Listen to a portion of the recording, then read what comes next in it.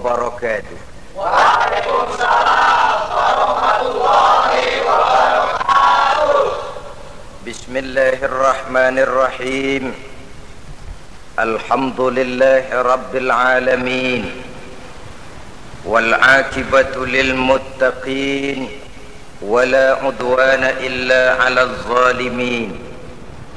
Wassalatu wassalamu ala asyrafil anbiya'i wal mursalin, imamil muttaqin, sayyidil ghurril muhajjalin, wa ala alihi wa ashabihil mujahidin at-tahirin, amma ba'du.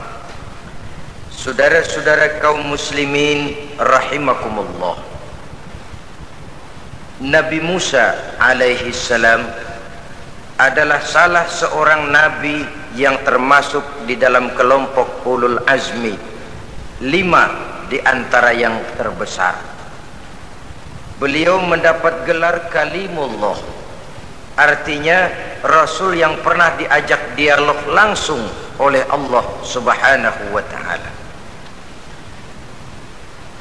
Seperti yang kita maklum bahwa di zaman Nabi Yusuf alaihi salam, beliau membawa serta seluruh keluarganya untuk tinggal di Mesir. Maka berkembang biaklah keturunan Bani Israel di tanah Mesir sampai di zaman pemerintahan Ramses II, yang merasa khawatir dengan semakin banyaknya keturunan Bani Israel di Mesir akan menghancurkan kekuasaan daripada kerajaannya. Ramses II inilah yang kita kenal sebagai Fir'aun di zaman Nabi Musa alaihi salam. Maka terjadilah kemudian kebijaksanaan yang tidak bijaksana.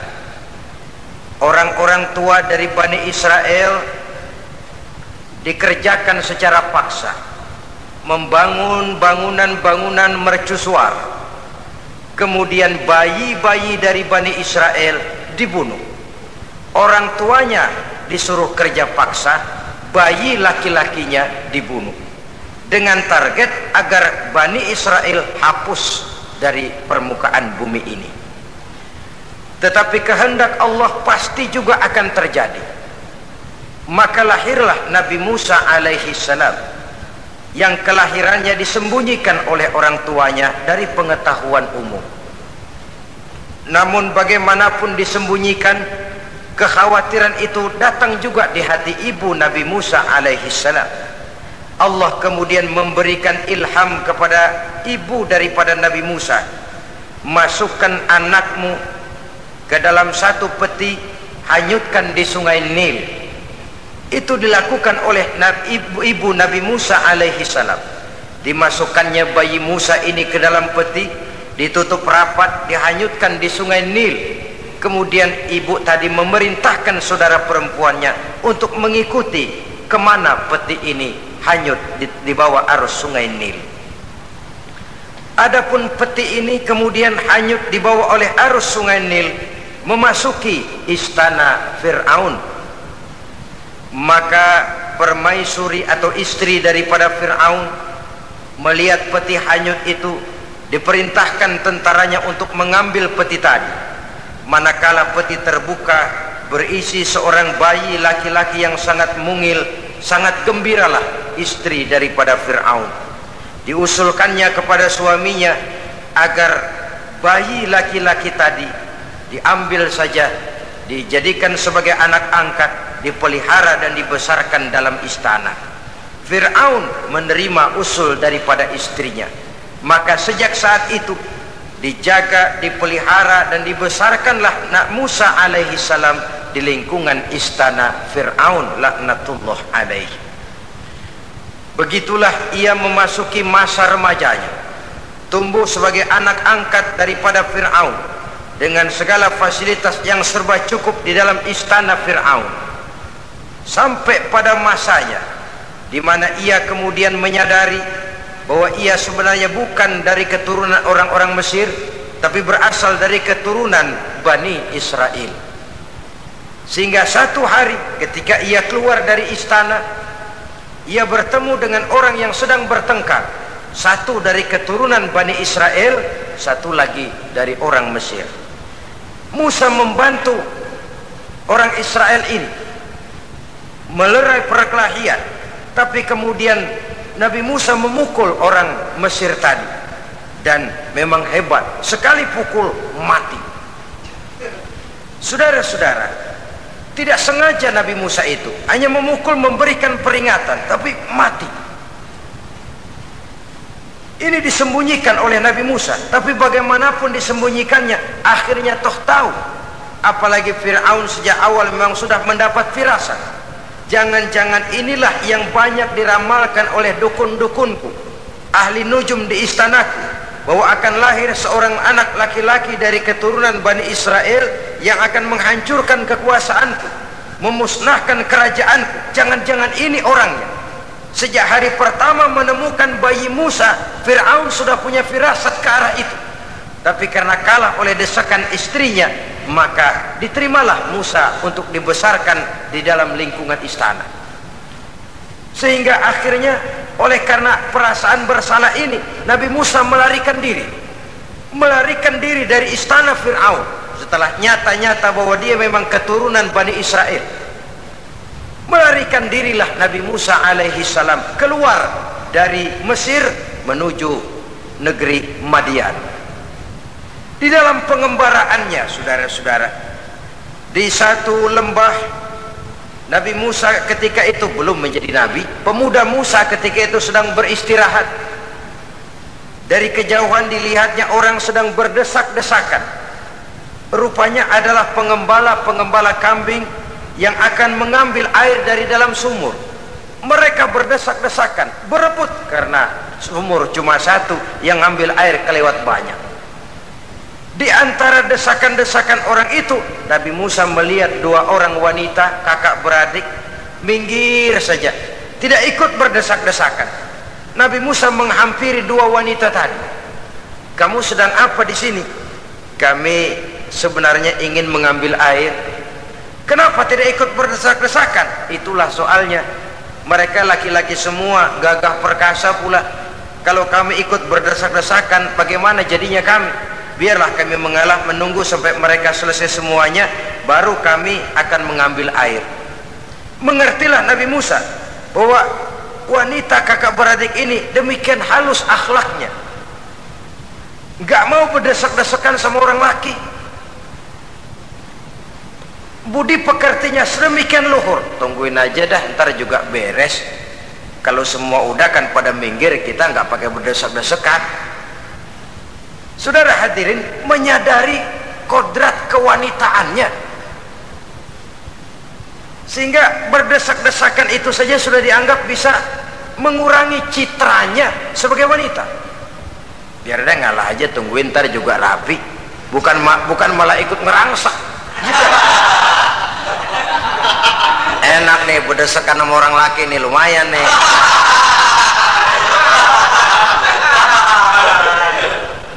Sepintas itu saja sudah cukup bagi Nabi Musa, pemuda Musa, untuk menilai akhlak daripada wanita itu tadi.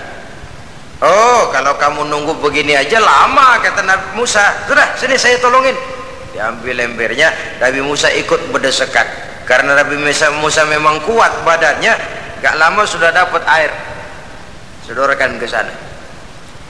Si wanita segera tahu bahwa pemuda ini begitu baik budi pekertinya, mau menolong orang yang dalam kesusahan.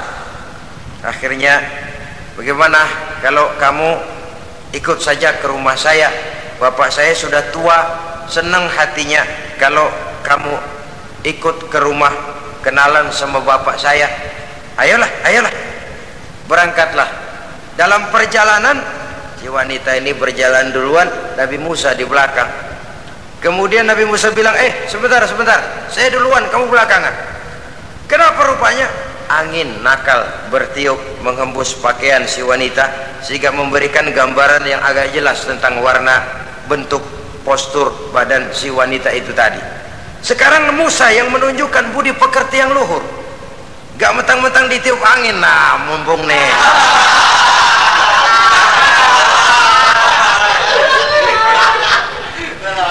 rezeki nih, kapan lagi nyari yang begini? Jadi dua-duanya sudah menunjukkan satu akhlak yang sangat luhur. Dan manakala sampai di rumah si wanita kakak beradik tadi, diceritakanlah halnya bahwa dia ditolong oleh seorang pemuda, inilah orangnya. Sangat bersukacitalah hati orang tua kedua wanita itu tadi. Lalu usul si wanita tadi, Pak, kita kan di sini banyak punya kambing, nggak ada yang bantuin gembala, Bapak sudah tua. Kalau ini orang kita minta tinggal di sini saja, gimana Pak? Ya terserah kamulah. Akhirnya Nabi Musa tinggal di sana. Menurut satu riwayat 8 tahun ikut mengembalakan kambing. Dan orang tua tadi tidak lain adalah Nabi Syuaib alaihi salam, yang pada akhirnya kemudian Nabi Musa dikawinkan dengan wanita itu tadi.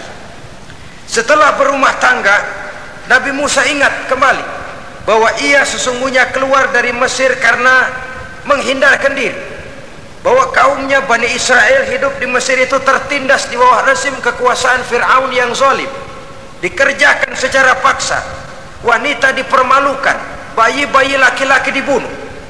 Tergerak hatinya, dia sudah enak, punya mertua bijaksana, punya istri cantik, hidup tenang sebagai pengembala kambing, tapi nurani kebangsaannya berontak. Saya tidak boleh bersenang-senang sementara bangsa saya ditindas. Saya tidak boleh menari di atas bangkai saudara saya. Saya tidak boleh tersenyum di atas penderitaan saudara-saudara saya. Saudara-saudara saya Bani Israel merintih di bawah penindasan Fir'aun. Saya harus membebaskan mereka. Diceritakanlah hal ini kepada mertuanya. Wah, kalau pakai bahasa mertua, saya mau kembali ke Mesir. Untuk apa Musa? Untuk menyelamatkan saudara-saudara saya Bani Israel yang masih dalam cengkraman kezaliman rezim Fir'aun. Saya harus membebaskan mereka. Ya kalau memang itu tekadmu nak, berangkatlah. Bapak mengiringimu dengan doa. Berangkatlah Nabi Musa bersama istrinya. Sampai ketika beliau sedang istirahat di satu lembah, dari kejauhan beliau melihat ada api menyala. Beliau berkata kepada istrinya, kau tunggu di sini, tidak lama saya akan kembali, saya akan menghampiri api itu. Berangkat Nabi Musa ke arah api menyala tadi. Makin didekati makin terang sinarnya, sampai kemudian terdengar suara, ya Musa, inni ana rabbuka fakhla' na'lai innaka bil wadil muqaddasi tuwa wa ana ikhtartuka fastami' lima yuha. Wahai Musa, akulah Tuhanmu, bukalah terompahmu, sesungguhnya engkau berada di satu lembah yang disucikan bernama lembah tua.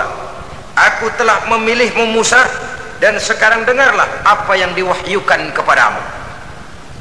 Pada saat itulah turun wahyu pertama, dan resmilah sudah Nabi Musa diangkat menjadi Rasul oleh Allah Subhanahu wa ta'ala di satu lembah di Bukit Tursina. Apa wahyu yang pertama turun? Bunyinya, innani anallah la ilaha illa ana fa'budni. Sesungguhnya aku inilah adalah benar-benar Tuhanmu, tidak ada Allah selain daripada aku, maka hendaklah engkau hanya beribadah menyembah kepadaku. Ini umum saudara, semua Rasul yang diutus Allah inilah ajaran prinsipnya.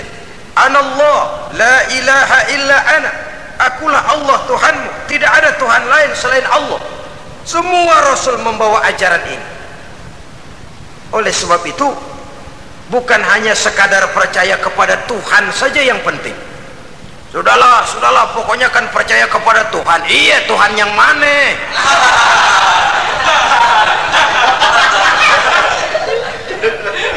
Sebab kalau sekadar percaya kepada Tuhan, rasanya semua agama percaya kepada Tuhan. Begitulah orang Hindu percaya kepada Tuhan, tapi Tuhan menurut mereka Trimurti, Wisnu, Shiva, Brahma. Orang Buddha percaya kepada Tuhan, tapi Tuhan dalam pandangan mereka ada Tuhan kecil Hinayana, ada Tuhan besar Mahayana. Orang Majusi juga percaya kepada Tuhan, tapi Tuhan dalam pandangan mereka ada Tuhan kebaikan namanya Ahriman, ada Tuhan kejahatan namanya Ahura Mazda. Orang Nasrani juga percaya kepada Tuhan, tapi Tuhan kata mereka dalam bentuk Trinitas, Tuhan Anak, Tuhan Bapa, Ruhul Kudus. Ini semua Tuhan dalam pandangan mereka. Jadi kalau sekadar percaya kepada Tuhan, percaya kepada Tuhan, percaya kepada Tuhan, Tuhan yang mana? Itu yang prinsip. Itu yang prinsip. Sebab salah kita dalam mempercayai Tuhan, kita akan terjebak ke dalam penyakit kalau tidak kufur, syirik, dan dua-dua itu bapak moyangnya dosa. Begitu Islam menyelamatkan kita masyarakat manusia.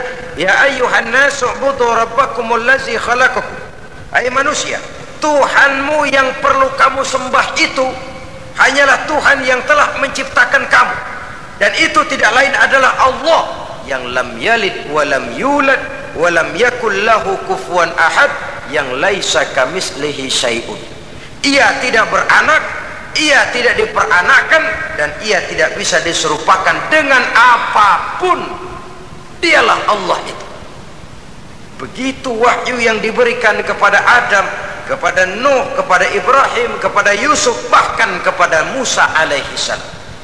Innani anallah la ilaha illa ana fa'budni. Akulah Allah Tuhanmu, tidak ada Tuhan lain selain daripada aku Allah, maka kepadakulah kamu hanya menyembah. Ini wahyu yang pertama turun, sudah berisi tauhid. Jadi hakikatnya agama Yahudi, saudara, adalah agama tauhid, agama monoteis, agama yang mengajarkan hanya ada satu Tuhan untuk seluruh alam, dan Tuhan itu adalah Allah subhanahu wa ta'ala. Sebab itu syahadat orang Yahudi bunyinya begini: Shema Yisrael Yahweh Elohenu Yahweh Echad. Nah, ini syahadatnya orang Yahudi. Itu perbedaan bahasa Suryani Ibrani dengan bahasa Arab. Kita Isma itu bahasa Arab, dia Shema, Isma, Shema. Shema Yisrael Yahweh Elohenu Yahweh Echad, Ahad Echad.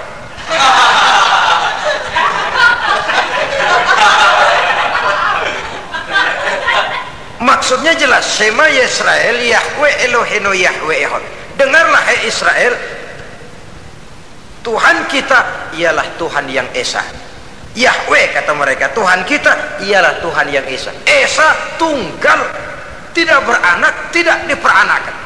Kalau masih beranak, masih diperanakan, jangan Esa disebut, sebab dia masih berbilang, dan maha suci Allah daripada sifat berbilang.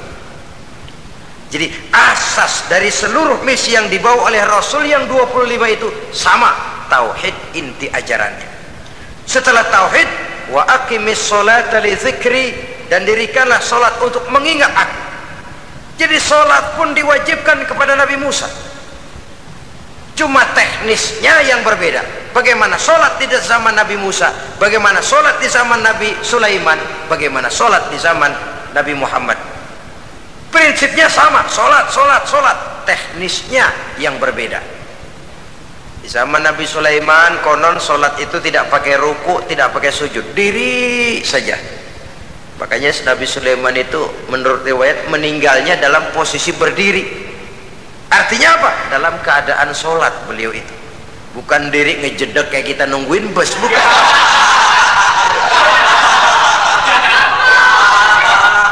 Berdiri dalam kondisi sholat. Tapi yang jelas sholat itu setiap Nabi, hanya teknisnya saja yang berbeda. Jadi ini sudah akidah dan syariat. Akulah Allah Tuhanmu, tidak ada Tuhan lain selain aku. Ini kan akidah. Yang kedua, wa aqimis sholata li dzikri, syariat. Dirikan sholat untuk mengingat aku. Inna sa'ata atiyatun, sesungguhnya kiamat itu pasti akan datang. Ini juga sudah urusan beriman, percaya kepada yang lain. Saudara-saudara kaum muslimin rahimakumullah, setelah mendapat wahyu ini, turunlah perintah Allah kepada Nabi Musa. Apa kata Allah? Izhab ila fir'auna innahu tagha. Sekarang Musa, berangkatlah kamu menuju Fir'aun, ia telah melampaui batas. Berangkatlah kamu ke sana Musa, hadapi Fir'aun, sampaikan dakwah ini. Ia telah melampaui batas. Innahu tagha, ia telah berlebih-lebihan. Nah, saudara-saudara, jadi dua fungsi sudah.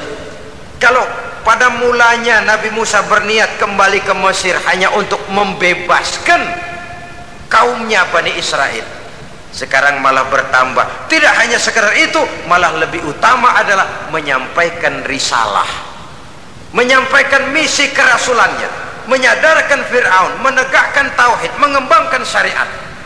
Bertambahlah tugas Nabi Musa sebagai pejuang bangsa, juga sebagai mujahid, pejuang agama. Pada mulanya sebagai pejuang bangsa tuh, artinya Nabi Musa ini kembali kepada Fir'aun di Mesir, tujuannya tadi kan cuma untuk membebaskan Bani Israel, kaumnya. Ini pejuang bangsa. Tapi di tengah jalan ia mendapat wahyu, berangkat kau kepada Fir'aun, innahu tagha, ia telah melampaui batas. Sadarkan dirinya, canangkan tauhid, sampaikan syariat. Bertambahlah tugasnya. Lebih daripada sekedar pejuang bangsa, ia juga pejuang agama, pejuang tauhid. Dua fungsi. Kadang-kadang ada pejuang agama tapi tidak pejuang bangsa. Kadang-kadang ada pejuang bangsa tapi tidak pejuang agama. Nah, saudara-saudara kaum muslimin rahimakumullah, idealnya ya kedua-duanya, ya pejuang agama, ya pejuang bangsa juga. Mendapat tugas seperti ini, apa permohonan Nabi Musa alaihi salam? Beliau berkata, qala rabbi shrah li sadri wa yassir li amri wahlul 'uqdatam min lisani yafqahu qawli waj'al li waziran min ahli haruna akhi usdud biha uzri. Ini permohonan Nabi Musa ketika dilantik menjadi rasul, diberikan tugas, berangkat kau ke Mesir, sampaikan risalah ini kepada Fir'aun karena ia telah melampaui batas. Apa permohonan Nabi Musa? Rabbi syrah li sadri, ya Allah lapangkan hati saya. Wa yassir li amri, mudahkan urusan saya. Wahlul 'uqdatam min lisani, buka kebekuan lidah saya. Yafqahu qawli, sehingga mereka mengerti apa yang akan saya bicarakan. Ini kondisi dasar memulai satu perjuangan dengan persiapan dasar. Apa permohonan pertama? Isyrah li sadri, lapangkan jiwa saya. Menghadapi musuh dengan jiwa yang lapang itu penting. Kalau kita menghadapi musuh dengan jiwa yang sempit, kita sudah kalah sebelum perang. Menghadapi musuh dengan jiwa yang lapang, artinya masih berharap kalau dia mau mengikuti ajaran ini. Jadi pada tahap pertama itu datang bukan sebagai orang yang mau membasmi, tapi sebagai orang yang mau menyelamatkan. Ini perlu jiwa yang lapang. Sebab dakwah Nabi Musa itu kan pertama menyadarkan Fir'aun dulu. Nanti akan kita lihat setelah disadarkan dengan kata-kata, tidak kena juga dengan bukti berupa mukjizat. Masih bandel juga, Musa mohon supaya dikirim bencana. Masih nggak mempan juga, habislah urusan. Jadi ada tahapan sesuai dengan kemungkinan Fir'aun bisa menerima. Sama juga bayi itu kan kalau baru lahir ke dunia, brol, kasih susu emaknya dulu, gedean dikit bubur, gedean lagi nasi ulek.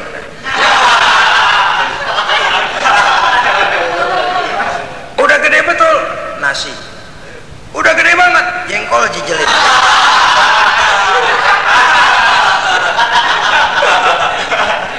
Jadi ada semacam tahapan. Kalau begitu lahir dikasih jengkol kan habis.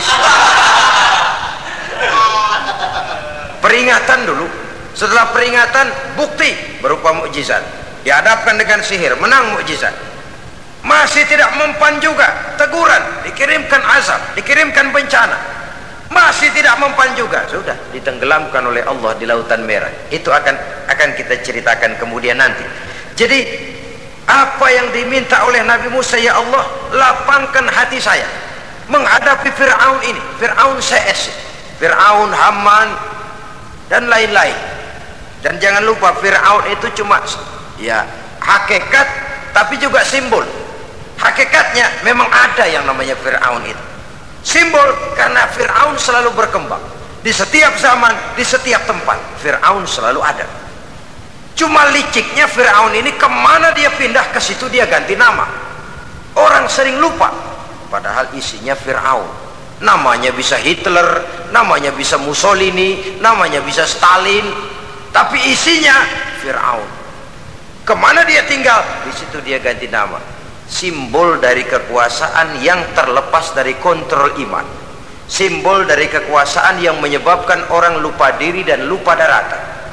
Dan sebenarnya mah Fir'aun mulanya cuman raja tuh, raja doangan dia. Cuman kelamaan jadi raja kagak mau turun-turun. Akhirnya dia menganggap tidak ada yang lebih tinggi daripadanya. Apalagi ketika Nabi Musa datang mengajarkan ada Tuhan lain, yaitu ada Tuhan yang sebenarnya yaitu Allah. Lah Fir'aun sampai kepada puncak kekurang ajarannya memproklamirkan diri sebagai Tuhan. Ana rabbukumul a'la. Bukan karena kebodohannya sebenarnya, tapi karena gengsi kekuasaannya. Nah ini, gengsi kekuasaan ini sering menyebabkan orang overacting. Fir'aun bukan bodoh, bukan. Fir'aun bukan tidak tahu kalau Musa itu benar, tahu. Fir'aun bukan tidak ngerti kalau itu mukjizat, sihir kalah, tahu. Tapi gengsi kekuasaan. Gua kan raja, masa di depan rakyat tunduk sama Musa? Gengsi dong.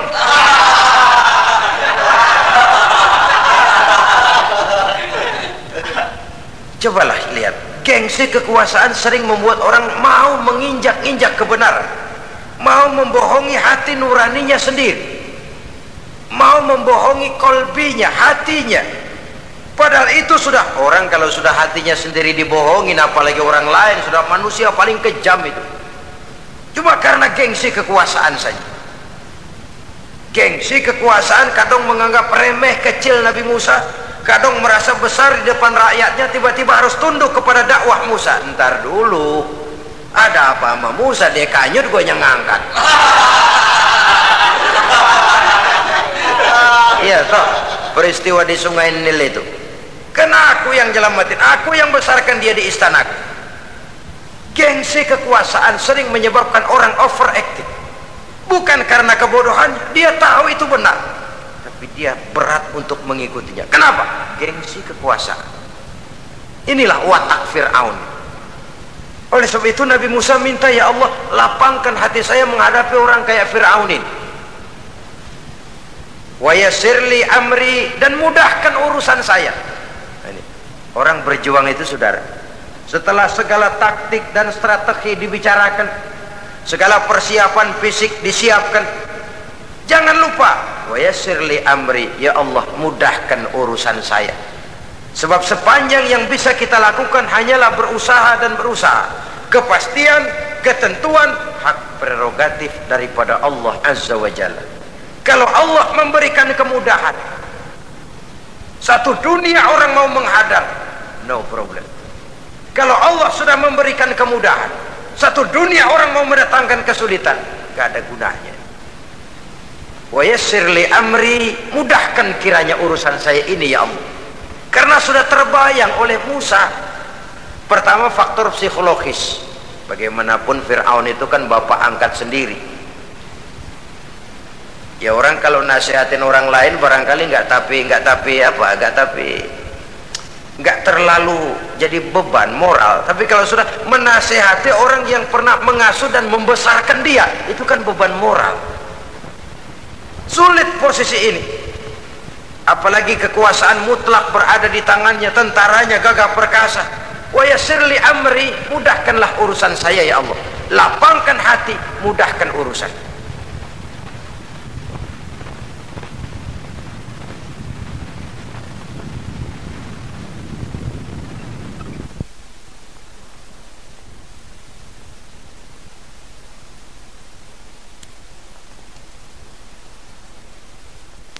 Isha.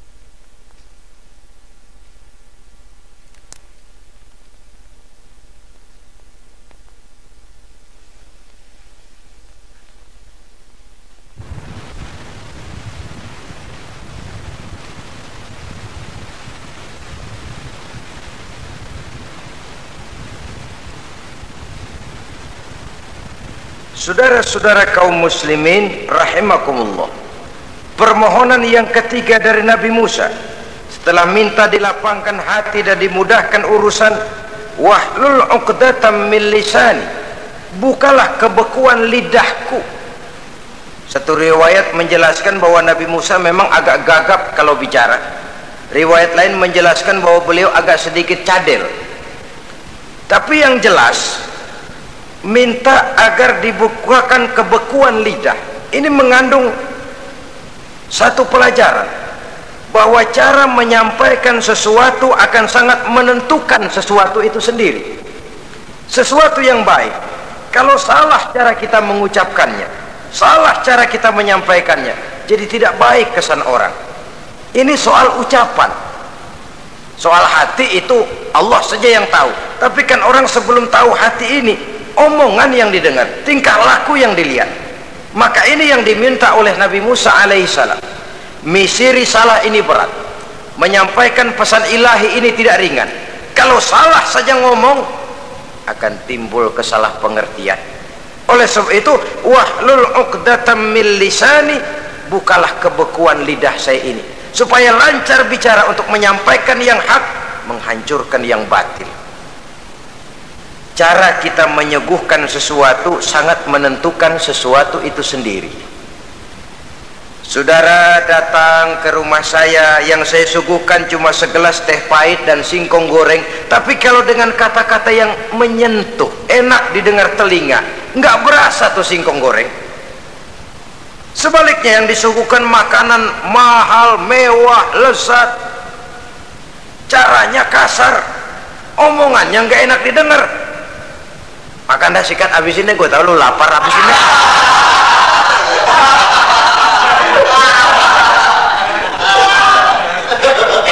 Rasanya biar lapar juga nahan juga gitu.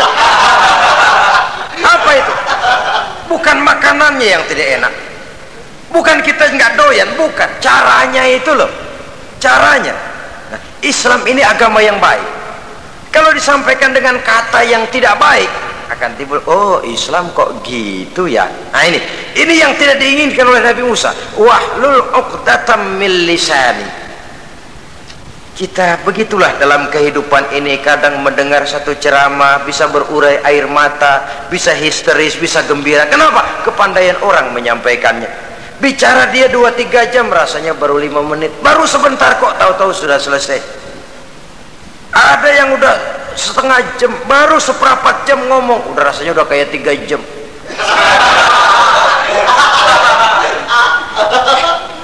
Kita udah berbisikkan, udah dah. Wahlul 'uqdatam min lisani. Targetnya apa? Yafqahu qawli, agar mereka memahami.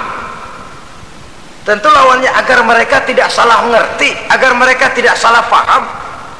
So, kalau misi ini diterima dengan salah paham, dakwah tidak nyambung. Maka ini doa banyak dibaca, diamalkan oleh orang-orang mimbar yang sering pidato. Lapang hati melihat kerumunan orang banyak, tapi nggak dak-dikduk, nggak kena demam mimbar. Udara dingin tapi keringat, baju basah. Saudara hadirin yang saya hormati, lalu permohonan yang selanjutnya daripada Nabi Musa alaihi salam, waj'al li waziran min ahli, dan jadikanlah bagiku seorang pembantu dari keluargaku. Siapa? Harun akhi, dia tidak lain adalah saudaraku Harun. Usdud biha uzri, akan saya limpahkan kepadanya segala beban-beban yang saya derita. Artinya orang berjuang perlu teman, nggak bisa sendirian. Nggak, bagaimanapun hebatnya kita tetap memerlukan bantuan daripada orang lain. Sendiri memang lebih baik daripada berteman orang jahat, tapi berdua lebih baik daripada sendiri. Bertiga lebih baik daripada berdua. Makin banyak makin baik. Untuk satu persoalan yang besar memerlukan kebersamaan. Begitulah Nabi Musa memberikan contoh. Saya tidak bisa berjuang sendiri, saya minta dibantu oleh saudara saya Harun, jadikan dia pembantu saya, tempat saya membagi suka dan duka dalam perjuangan ini. tempat saya bercerita, tempat saya mengeluh, tempat saya melarikan persoalan. Sebab beban hati itu akan berkurang kalau kita ada tempat kita bercerita. Nah, saudara-saudara, berangkatlah Nabi Musa ke Mesir, kemudian mulai menyampaikan dakwahnya kepada Fir'aun laknatullah alaih. Fir'aun mendengar Musa datang kembali, kemudian terjadilah forum dakwah itu. Apa kata Fir'aun? Musa, kamu kemana saja? Saya pergi ke Madian. Apa yang kamu lakukan? Begini, begini, begitu. Kamu melarikan diri? Pada mulanya iya. Dan sekarang apa maksud kamu datang kembali ke Mesir? Semula saya ingin membebaskan kaum saya Bani Israel. Lalu saya kemudian menerima wahyu dari Allah, ditugaskan, diperintahkan langsung oleh Allah Sang Maha Komandan untuk datang menemui Tuhan, menyadarkan Tuhan dari kesesatan selama ini. Siapa Allah itu Musa? Allah adalah Tuhan saya dan Tuhan juga dan Tuhan seluruh alam ini. Baru nih Musa, saya baru dengar nih ada yang begini nih. Tuhanlah pakai nggak kelihatan, Tuhanlah cuma satu, yang Tuhannya banyak aja masih kelaparan.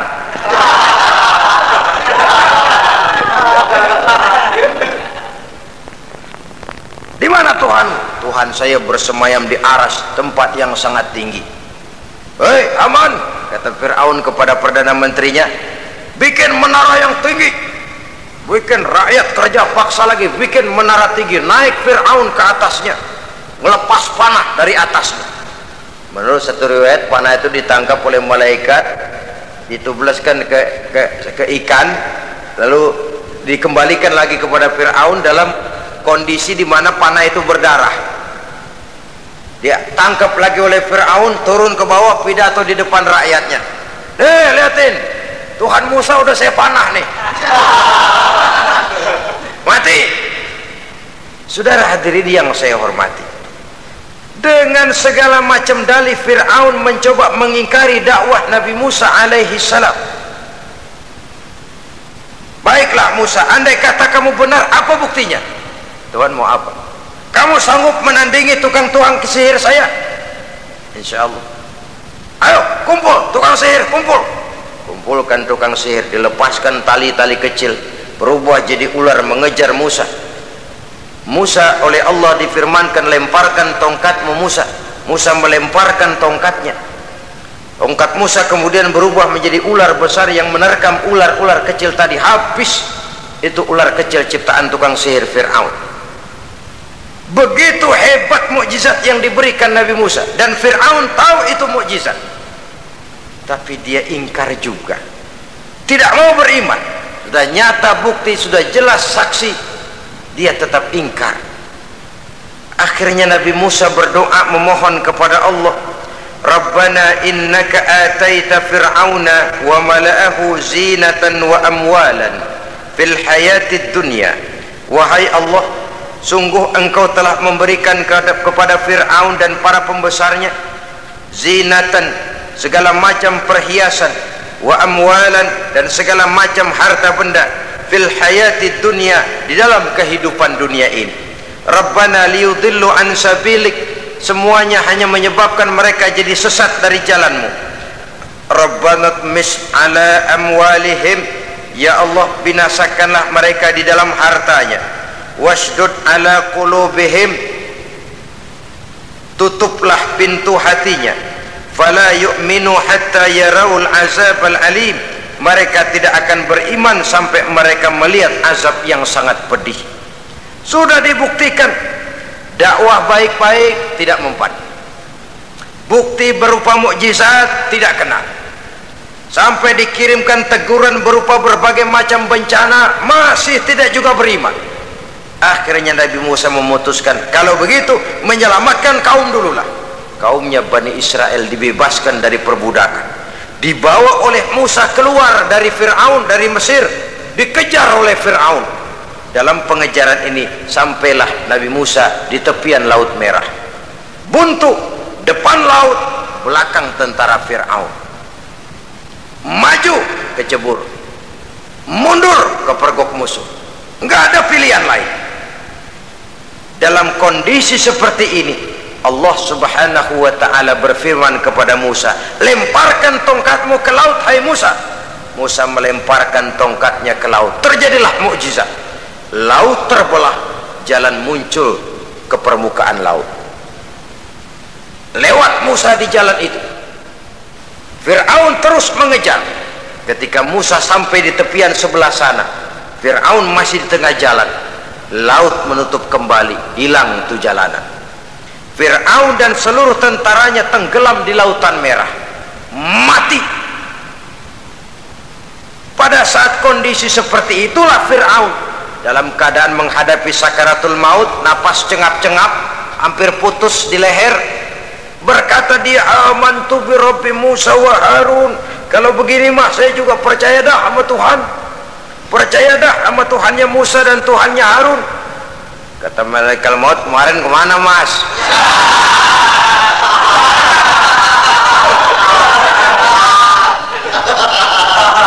Sudah gini hari baru mau percaya, terlambat.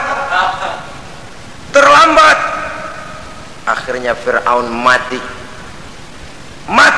tapi badannya utuh. Allah berjanji, wa kadzalika nunajjika bi badanika litakuna liman khalfaka ayah. Kami selamatkan badanmu Fir'aun agar menjadi pelajaran bagi orang-orang sesudah kamu nanti. Fir'aun mati, tapi badannya selamat terdampar di tepi pantai oleh rakyat Mesir. Wah, ini raja kita nih, raja kita, ketemu hidup mati.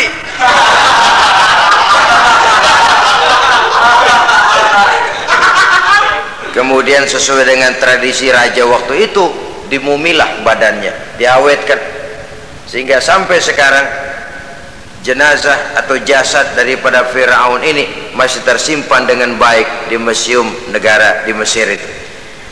Saudara-saudara kaum muslimin rahimakumullah, jadi satu hal yang bisa kita ambil pelajaran daripada riwayat perjalanan dakwah Nabi Musa ini, bahwa dakwah menyampaikan risalah memang bukan jalan lurus dan licin bertabur bunga di kanan kirinya. Dakwah menyampaikan pesan agama, jalannya berliku, berbelok, menanjak, menurun, banyak onak dan duri di sekelilingnya. Yang paling makan hati adalah apabila sudah berdakwah kepada penguasa yang zalim, seperti halnya Fir'aun ini. Bagaimanapun ia punya kekuasaan, ia punya tentara, ia bisa menghitamkan yang putih, ia bisa memutihkan yang hitam. Kalau bukan iman yang jadi landasan moral dalam perjuangan, orang mudah frustasi. Kalau berdakwah kepada rakyat kecil, resiko kurang. Kalau berdakwah kepada para pengusaha, resiko kurang. Kalau berdakwah kepada kelompok-kelompok yang tidak memegang kekuasaan, resiko kurang. Tapi kalau sudah kelompok memegang kekuasaan, yang tersinggung gengsi kekuasaannya, disitulah resikonya sedemikian besar. Ini yang dihadapi oleh Nabi Musa alaihi salam. Tapi yang dijalaninya dengan tabah, dengan tekun, karena kebenaran memang bisa ditekan. Tapi satu hal yang jelas, kebenaran sama sekali tidak akan bisa dikalahkan. Buat sementara dia bisa ditekan, tapi lambat atau cepat dia pasti akan muncul ke permukaan, dan kebenaran jugalah yang akan tampil sebagai pemenang. Sebenarnya kurang apa Fir'aun? Kekuasaan mutlak berada di tangannya. Seluruh menteri-menterinya adalah pendukungnya belaka. Rakyat dipaksa untuk takut dan taat kepadanya. Dia adalah kekuasaan tunggal di Mesir. Sementara kaum Bani Israel berada di bawah penjajahannya, penindasannya, kesewenang-wenangannya. Dan bahkan ketika Nabi Musa sudah menyampaikan dakwahnya, Fir'aun malah sempat mengungkap jasa. Musa, kamu kok sekarang bisa begitu? Enggak ingat ya dulu kamu hanyut di sungai Nil, istri saya kan yang angkat, saya yang besarkan di istana saya. Kok sekarang kamu bisa ngelawan saya sih? Ini biasa. Apa jawab Nabi Musa? Kenikmatan yang kau berikan kepada saya belum seberapa ketimbang penghinaanmu kepada kaum saya Bani Israel. Jangan kau menyangka Fir'aun, kalau kau bikin senang, saya lalu akan mau mengkhianati bangsa saya sendiri. Tidak. Sama sekali kesenangan yang kau berikan kepada saya tidak akan menutup mata saya dari kondisi yang dihadapi oleh kaum saya, oleh umat saya. Mereka tersiksa, mereka menderita, mereka merana. Haruskah saya lupakan mereka cuma karena saya sudah tinggal di istanamu, engkau yang membesarkan? Padahal kau pun membesarkan saya bukan karena kemauanmu, desakan daripada istrimu. Jangan ngitung-ngitung jasa Fir'aun. Andai katamu jasamu ada kepada saya, belum seberapa ketimbang penghinaanmu kepada bangsa saya Bani Israel. Di situ Nabi Musa menunjukkan sifat nasionalisme yang sangat tinggi, rasa nasionalisme yang sangat mendalam. Kadang-kadang kan orang ya seperti di zaman penjajahan Belanda, karena diangkat jadi tuan tanah, bangsanya sendiri diinjak-injak. Karena diangkat jadi centeng dikit dah kumis mbaplang dah bukan main. Bangsanya sendiri diinjak-injak. Fir'aun mengingatkan ini. Kalau cara kita, lo gede di sini, makan di sini, segala macam di sini dah. Masa lupa kacang sama kulitnya? Kasarnya mah lu bisa begini nih, Musa nih gue yang ngerawatin lo. Saya yang menjagamu, mengangkatmu dari sungai Nil. Masa sekarang sudah gede begini kamu mau berhadapan dengan saya? Punya pikiran dong dikit kalau cara kita. Mikir dong, mikir. Dulu lagi kanyu di Nil, siapa yang angkat? Musa tidak membantah. Betul itu Fir'aun, betul. Tapi apalah artinya semua itu ketimbang penghinaan yang engkau berikan kepada bangsa saya? Saya tidak mungkin menari-nari di atas bangkai umat saya. Saya tidak mungkin bersenang-senang di atas penderitaan kaum saya. Dan saya tidak mungkin senyum ceria di atas derita daripada kaum saya. Dengan tidak melupakan jasamu, saya tidak akan merubah pendirian saya. Saya ingin membebaskan penjajahan. Saya ingin membebaskan kaum saya Bani Israel dari belenggu penindasan. Kalau engkau sudah tidak mau mendengar dakwah yang saya sampaikan, tidak mau bertuhan Allah, tidak mau menyembah kepadanya, tetap dengan keangkuhan dan kesombonganmu sekarang ini, okelah, berjalanlah dengan keyakinanmu. Tapi saya harus membebaskan kaum saya Bani Israel. Saudara-saudara kaum muslimin rahimakumullah, itulah jalan dakwah, jalan menyampaikan risalah agama, risalah Islam. Sekali lagi, bukan jalan lurus bertabur bunga, tapi agama memberikan ajaran, balighu anni walau ayat, sampaikan dari aku walaupun cuma sekedar satu ayat saja. Tugas ini memang mulia tapi berat. Tugas ini memang terhormat tapi penuh resiko. Ya kalau menyampaikan asal sekedar menyampaikan, sudahlah, pokoknya nyampaikan, percaya syukur kagak udah dah. Bukan cuma sekadar itu, ada semacam tanggung jawab moral. Maka kondisi dasar yang dilakukan oleh Nabi Musa, permohonan yang tadi itu, ya Allah lapangkan hati saya. Jalan ini penuh onak dan duri, berliku, menanjak, menurun, banyak halangan, tentangan, rintangan dan fitnahan. Kemudian mudahkan urusan saya. Menentang kekuasaan Fir'aun bukan perkara ringan, bukan urusan main-main. Menentang raja yang sedang berkuasa, kekuasaannya mutlak, otoriter pula, diktator murni Fir'aun itu. Mudahkan urusan saya menghadapi jalan ini ya Allah, karena tidak mungkin menurut otak. Mana bisa kata kebiasaan, impossible kata rasio. Kalau Allah mau memudahkan, semua jalan akan terbuka dengan mudah. Tapi kalau Allah yang mempersulit, bagaimanapun matangnya perhitungan strategi, taktik, rencana, program, planning, kalau Allah mempersulit, jalan itu akan jadi buntu jadinya.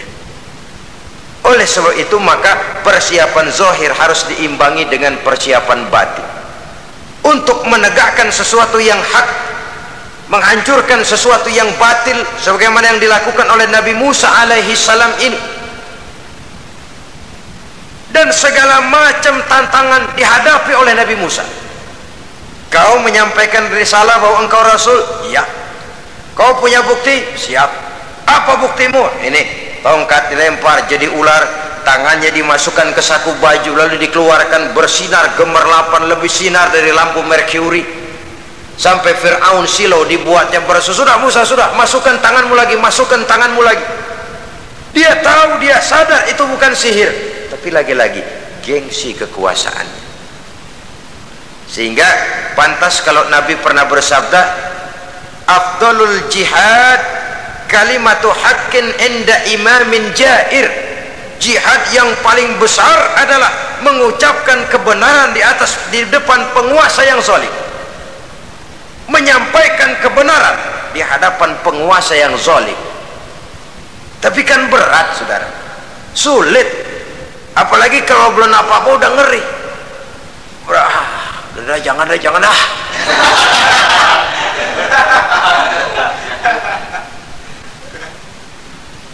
Itu sebabnya israh li sadri, lapangkan hati saya. Saya tidak punya kepentingan apa-apa kecuali menyampaikan kebenaran. Kalau sudah ada kepentingan pribadi, itu yang sering jadi handicap, itu yang sering jadi jurang pemisah antara kita dengan orang yang akan kita sampaikan kebenaran tadi. Saudara-saudara kaum muslimin rahimakumullah, maka terasa benar relevannya doa yang diajarkan oleh Rasul kepada kita. Allahumma arinal haqqa haqqa warzuqna ittiba'ah wa arinal batila batilan warzuqna ijtinabah. Ya Allah, tunjukkan kepada saya bahwa yang benar itu benar, berikan saya kekuatan untuk mengikutinya. Ya Allah, tunjukkan kepada saya bahwa yang salah itu salah, berikan saya kekuatan menghindarinya. Kenapa? Orang sering tahu bahwa itu benar tapi tidak berdaya mengikutinya. Seperti Fir'aun tahu bahwa Musa itu benar, Abu Jahal, Abu Lahab juga tahu bahwa Nabi Muhammad itu benar, Abrahat juga tahu bahwa Nabi Ibrahim itu benar, Namrus juga tahu Ibrahim itu benar, tapi mereka tidak berdaya mengikuti kebenaran karena gengsi kekuasaannya. Kadang kita tahu bahwa itu salah itu, tapi karena dilakukan oleh orang yang punya kekuasaan, kita lalu tidak berdaya menghindarinya, malah terjebak ikut-ikutan salah, lalu menghibur-hibur diri. Sudahlah, tak ada gading yang taretak. Bukankah dengan demikian kita sudah melegimitir kesalahan? Tahu bahwa itu benar dan mampu mengikutinya, itu nikmat. Tapi tahu itu benar namun tidak berdaya mengikutinya, itu mendatangkan siksaan batin. Tahu itu salah dan mampu menegur, itu nikmat. Tahu bahwa itu salah tapi larut ikut salah, nimbrung dalam kesalahan, itu mendatangkan tekanan batin. Jadi tahu kebenaran itu penting, tapi terketuk hati mengikuti kebenaran itu jauh lebih penting. Semua kita tahu Islam itu benar, tapi semua yang tahu Islam itu benar maukah mengikuti ajaran Islam? Tidak. Semua orang tahu kalau judi itu batil. Hatta penjudi yang paling kakap pun mesti tahu kalau itu batil, itu tidak baik, tapi dia tidak berdaya untuk menghindarkannya, terjebak ke dalam penyakit itu tadi. Oleh sebab itu, saudara-saudara kaum muslimin yang saya cintai, tidak ada satu ucapan yang lebih baik. Dalam istilah Quran itu Allah menjelaskan, wa man ahsanu qawlan mimman da'a ila Allah wa amila salihan wa qala innani minal muslimin. Ucapan siapakah yang lebih baik dalam hidup ini selain daripada mimman da'a ila Allah, selain daripada ucapan orang-orang yang menyeru ke jalan Allah, orang-orang yang menyadarkan kepada agama, ini jalan Allah, mari ikuti, itu jalan setan, mari tinggalkan. Wa amila salihan, tidak cukup sekedar berdakwah mengajak orang ke jalan Allah, dia juga beramal soleh. dia bangun rumah sakit, dia bangun madrasah, dia bangun masjid, dia makmurkan majelis talim, dia santuni yatim piatu. Wa qala innani minal muslimin, seraya berkata, saya termasuk orang yang berserah diri kepada Allah. Da'a ila Allah wa amila salihan wa qala innani minal muslimin. Menyerukan manusia ke jalan Allah, beramal soleh, dakwah bil hal kata orang sekarang. Kemudian mereka pada akhirnya berkata, kami adalah sekelompok orang-orang yang sudah berserah diri kepada Allah, segalanya diserahkan kepada Allah. Lahirlah kedamaian rohani, ketegaran pribadi, ketentraman batin di dalam dia melaksanakan tugasnya. Kalau tidak, maka nanti ya tuh orang kan gua ajak baik-baik nyuruh sembahyang, apa gua dimusuhin, dipikirin, kurus dah, ampok aja dah. Maka nanti soal orang mau beriman atau tidak itu bukan urusan kita. Tugas kita hanya sekedar penyampai, tugas Rasul hanya sekedar penyampai.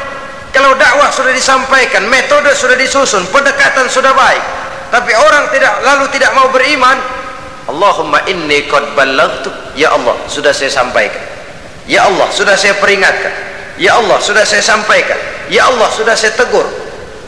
Kalau toh tetap begitu juga, sudah saya sampaikan ya Allah. Di sana ke lapangan lalu tumbuh. Jadi dengan kata lain, kita hanya berusaha, hidayah adalah di tangan Allah. Oleh sebab itu, kita ini termasuk yang bersyukur telah mendapat limpahan hidayah ini. Kalau kita lihat Fir'aun CS termasuk Haman, Perdana Menterinya, dan seluruh bala tentaranya, kurang apa? Mereka lihat mukjizat, mereka saksikan kebesaran Allah. Di dunia juga mereka sudah dikirim bencana, teguran kepada mereka, entah tidak juga beriman. Dan strategi Nabi Musa mula-mula dialog, diajak ngomong, diajak bicara, diajak mikir, tukar pikiran. Allah itu begini-begini, oh tidak bisa, iya begini begitu. Masih tidak percaya juga, dibuktikan mukjizat, tongkat jadi ular, tangan bisa mengeluarkan sinar. Masih ingkar juga, keluar doanya nih, doa yang ada dalam surah Yunus ayat 88-89, Rabbana tmis ala amwalihim, ya Allah cukup dah. Seruan sudah disampaikan, peringatan sudah diberikan, mukjizat sudah mereka lihat, tapi nggak juga mau beriman. Buresin aja harta bendanya dah. Habisin dah. Dikasih perhiasan kehidupan dunia, innaka ataita fir'auna wa mala'ahu zinatan wa amwalan, dikasih harta, kesenangan dunia, bikin sesat. Habisin aja dah. Wastud ala qulubihim, hatinya empat dah. Udah dipatri, udah nggak mempan apa-apa, sudahlah ya Allah. Wala yu'minu hatta yarawul azabal alim, rasanya mereka memang nggak bakalan mau beriman kalau belum melihat azab yang sangat pedih. Dan memang setelah timbul tenggelam, napas mau sekarat, baru beriman, terlambatlah sudah. Nah saudara-saudara kaum muslimin rahimakumullah, bagaimana akhir daripada perjalanan Nabi Musa ini, insya Allah akan kita bicarakan pada pertemuan berikutnya. Terima kasih atas perhatian saudara. Mohon maaf atas segala kekurangan. Wassalamualaikum warahmatullahi wabarakatuh. Waalaikumsalam.